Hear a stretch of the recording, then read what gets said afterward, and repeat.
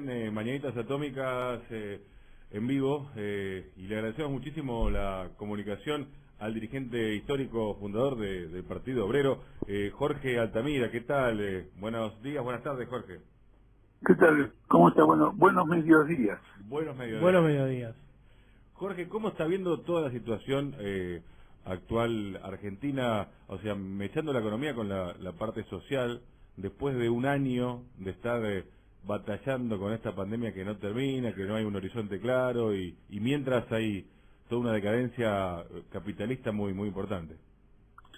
Mira, esencialmente lo que está ocurriendo en este mismo momento es claramente de nuevo una crisis de tipo sanitaria, porque, no sé, hasta hace una semana atrás todo era jolgorio y ahora se anuncia una nueva ola y empiezan a reconocer que la presencialidad estuvo mal, que no hay vacunas, y nadie da una explicación de qué pasó con este acuerdo de producir AstraZeneca entre Argentina y Brasil y México, con la intermediación curiosa del magnate mexicano Carlos Slim, lo cual ya introduce una irregularidad, porque se suponía que los gobiernos contrataban directamente con los proveedores de la vacuna, con AstraZeneca, Pfizer, Sputnik, etcétera.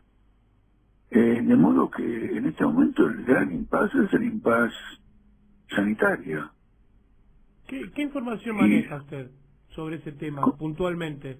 Sobre estos convenios, estas cosas raras que no solamente pasan en Argentina, sino que pasan en el mundo, pero hay una guerra. Claro, es una guerra. No, eso es indudable. Sí.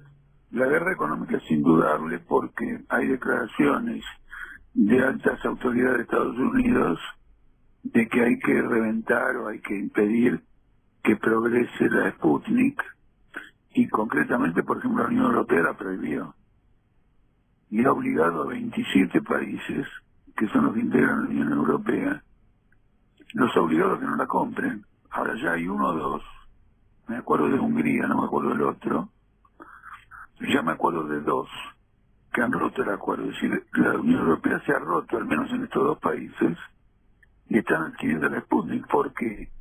Porque hay una crisis con la de AstraZeneca.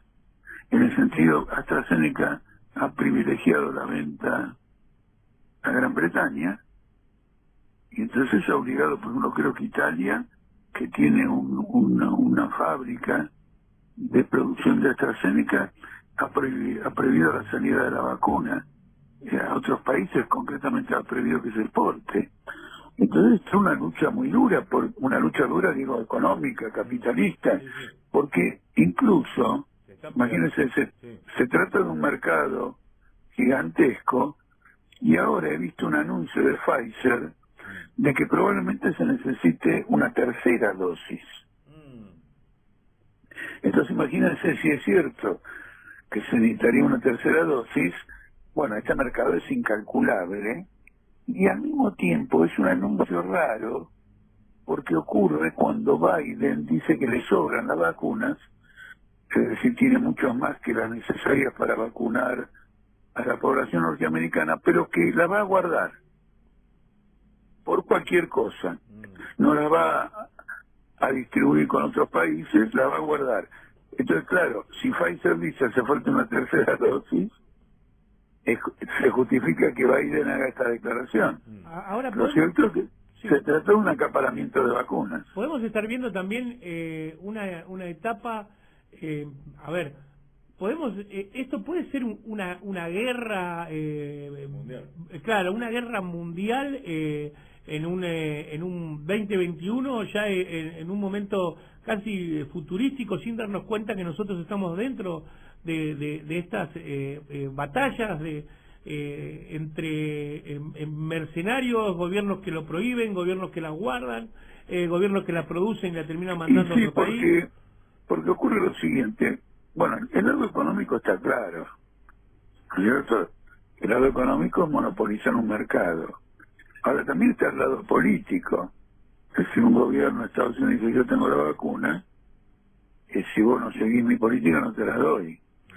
Eso lleva a una cosa muy curiosa, si ustedes me dan un segundo. Sí. Estados Unidos estaba acusando a todo lo que da, y China no. La vacunación en China es muy débil. ¿Por qué? El motivo es que la pandemia en Estados Unidos arrasó con la política de Trump, de liberar la economía, etcétera, de que enférmense que después nos vamos a curar. Se arrasó la economía norteamericana, no la economía, la salud, ¿no es cierto? El nivel de contagios y de muertes, como ocurre en Brasil. Entonces, hay una actitud desesperada por vacunar y detener con la vacunación el avance de este flagelo. En cambio, China tuvo un gran éxito en contener la expansión del virus antes de que aparecieran las vacunas. Como tiene ese éxito, prefiere exportar para arrebatarle mercados a Estados Unidos. No solo con un propósito económico, sino también para armar una atadura política. Por ejemplo, Bolsonaro se opuso terminantemente a comprar vacunas chinas y ahora están comprando vacunas chinas. ¿Me explico? Sí. Entonces, la salud de la población y la vida de la población se ha transformado en un rehén de una pugna económica y geopolítica de las grandes potencias. Ahora, muchos países, por ejemplo, Argentina, también Brasil, tienen condiciones de producir vacunas. Y sus investigadores pueden avanzar en ese desarrollo. Por ejemplo, Cuba ya está en el examen clínico número 3. En poco tiempo más Cuba va a producir vacunas. Lo mismo va a ocurrir en Brasil. El Instituto Butantan de Brasil, que sería nuestro Malbrán, el equivalente a nuestro Malbrán, ya anunció que van a producir vacunas. Entonces acá hay una pugna absolutamente enorme. A nadie se le escapa que en su momento la guerra contra el Sputnik, llevada acá adelante por el macrismo, apuntaba a abrirle el mercado a la Pfizer. Sí. Y en todo este contexto, digo, lo nombró usted al presidente de Estados Unidos, Biden. ¿Cómo empieza a jugar Biden? Porque las últimas semanas se lo ve ya con declaraciones bastante altisonantes, incluso hasta igual o más fuertes que la que tenía Trump con otros presidentes de otras potencias. Bueno, porque hay una cosa que es curiosa, que eso ya viene no es una novedad. Es mucho más agresivo el Partido Demócrata que lo que era Trump. Claro. Porque en parte el nacionalismo de Trump consistía también en algo que él llamaba salir de guerritas de cuarta. Es decir, entendía que Afganistán era una guerra de cuarta, la otra era una guerra de cuarta, y que era un capricho de los demócratas y que había que reconcentrar recursos internos, porque Estados Unidos es un país muy deteriorado. Por ejemplo, Estados Unidos no construye infraestructura hace 2 décadas. Esto es un dato muy importante. Cuando alguien habla de que Estados Unidos invierte, está equivocado, está cometiendo un error. Porque si a la inversión que hay, y yo le resto la desinversión y la gigantesca infraestructura del país, me da un resultado negativo. Ojo con esto, es muy importante. Ahora Biden dice que va a hacer un gigantesco programa de infraestructura, porque como la economía se está desmoronando, él más que en la infraestructura está pensando en la demanda que puede originar todo eso.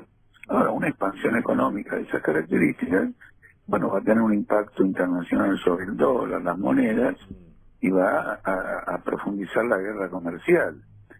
Que la va perdiendo, ¿no? Es relativo porque en economía no hay que tomar aisladamente los datos, hay que tomar un conjunto de datos. Hay un economista muy interesante que el otro día, cuando se anunció que había crecido mucho el Producto Bruto de China, hizo un comentario muy agudo. Dice, China se hunde cada vez más. ¿No le sorprende? Es decir, China aumenta el Producto Bruto con un porcentaje mayor al de otros países, y un economista especializado en China dice, China se hunde cada vez más. Le explico por qué. Sí.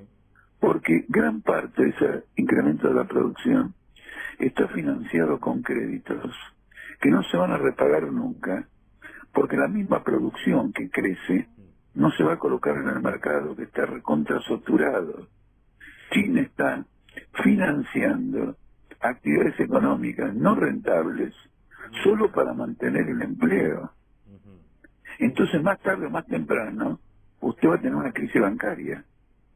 Porque el tipo que recibe un crédito y no gana la producción, no te devuelve la guita nunca. Esas crisis que acá las conocemos, pero si pasa en China puede ser de dimensiones catastróficas a nivel mundial. Absolutamente, claro. Y esto es una característica, le diría, estratégica en China. La emisión de crédito en función de mantener ocupada una población sin considerar la futura capacidad de repago. ¿No es cierto? Naturalmente, el gobierno dice, no, bueno, pues yo tengo un comercio exterior muy fuerte, tengo muchas reservas en el Banco Central, aguanto.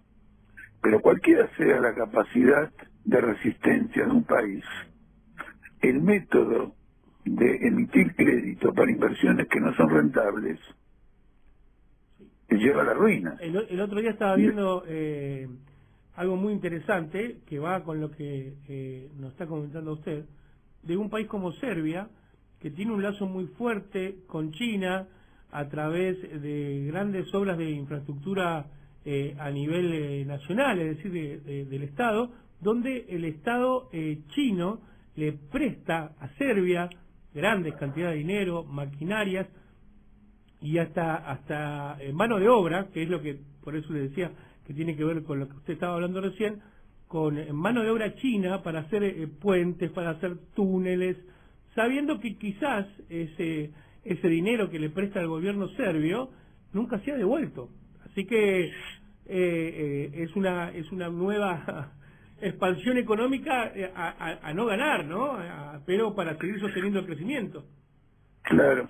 No, ocurre lo siguiente, cuando usted tiene, con un capitalista, un Estado capitalista, empieza a tener dificultades en la producción porque la demanda no acompaña el avance de la producción, es decir, que usted tiene una crisis de exceso de producción, una crisis de sobreproducción, generalmente se busca que esos capitales vayan al exterior.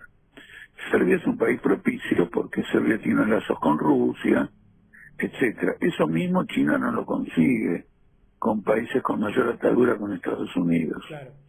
Entonces está ocurriendo un fenómeno que como no pueden exportar capital, está saliendo dinero de China. Es decir, si no puedo invertir en China, saco la plata de China y la meto en otro lado. Eso está provocando un choque muy fuerte entre el gobierno de China y los principales grupos económicos de China. Por ejemplo, en Serbia lo que pasa es tener un conflicto con la Unión Europea, directo. Sí. No, bueno, por eso le digo, quiero decir lo siguiente, de conjunto, no nos dejemos atraer por las cifras de esto y lo otro. El impasse capitalista es absolutamente brutal.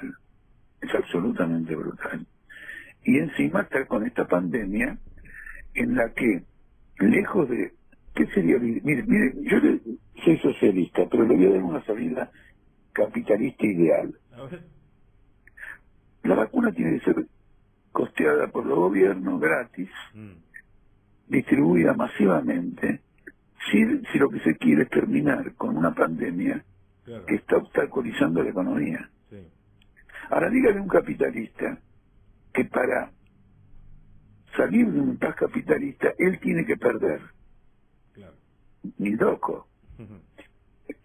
Es decir, dígale a Pfizer que va a tener que entregar gratuita la vacuna y que Estados Unidos le cobre los costos, porque eso ayuda a que el capitalismo salga de esta pandemia y pueda expandirse de nuevo. Pero de ninguna manera. Es más, la cola, sí. Lógico, además otra cosa, ni siquiera los que se beneficiarían con esto lo apoyan. ¿Por qué? Porque dicen, no, hoy con Pfizer le expropian un negocio en nombre de una reactivación. Bueno, en esa reactivación yo hago mi negocio, capaz que me expropian a mí también. Entonces, fíjense cómo se ha armado un impasse que tiene una característica histórica. ¿Histórica qué quiere decir? Que el sistema no puede de ninguna manera salir de sus características fundamentales, que es el lucro, que es la explotación de la fuerza de trabajo, que es la competencia mundial, que es la pelea por mercados y que es la guerra. No puede. La solución que yo di recién es abstracta para ellos, teórica.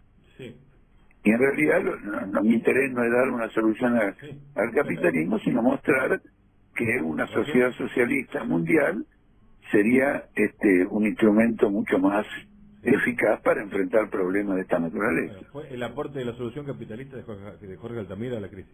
Lo vamos a titular así, ¿eh? No, yo siempre hago eso. No, es muy importante. No, yo siempre, mire, si tienen un segundo le cuento el principal uso que hice.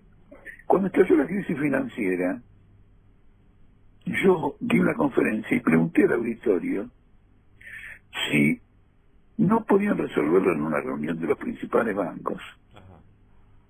¿Qué quiere decir? Se juntan los 7 principales bancos y dicen, mire muchachos, acá tenemos que parar la mano, tenemos que evitar que quieran las empresas, etcétera, pongámonos de acuerdo. Entonces les pregunté al auditorio si creían que eso era posible, es decir, que se pudiera salir de la situación con un entendimiento entre los banqueros. Todos me dijeron que no. Yo le dije que sí. Sí, claro que si hay un entendimiento, efectivamente pueden, por el control que tienen del crédito, ponernos para hasta la crisis. El problema es que no puede haber un entendimiento. No es que el entendimiento no serviría. ¿Por qué? Porque cada banco está pensando que el otro le quiere mover el piso. ¿Entiendes? Claro. Ningún banco, además ningún banco está con una misma estructura económica frente al mercado. Entonces un entendimiento no es igualitario, perjudicaría en las ganancias más a uno que a otro, y eso ya desata la rivalidad. Y yo lo dije, ¿se da cuenta qué lindo método pedagógico? Porque usted dice, bueno, se juntan, se miran a los ojos y lo arreglan. Y todo el mundo con una visión abstracta del capitalismo decía, no, sí, si se entienden lo arreglan.